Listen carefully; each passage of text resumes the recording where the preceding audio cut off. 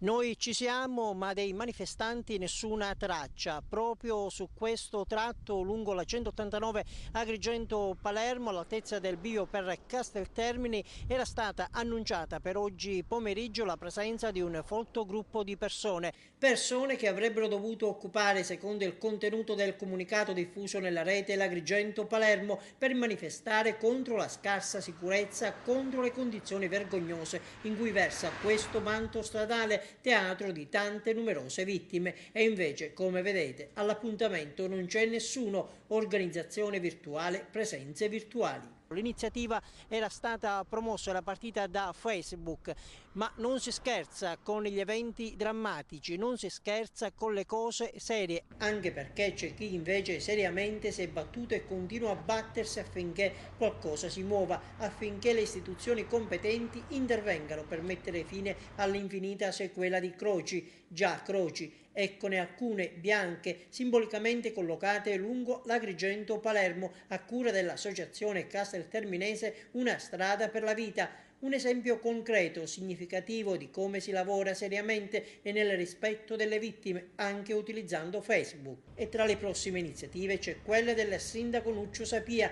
che ha convocato per martedì 18 ottobre alle ore 17 nell'aula consiliare del comune di Casteltermini una tavola rotonda aperta a tutti i sindaci interessati alla 189 al fine di stabilire le linee d'azione da portare avanti.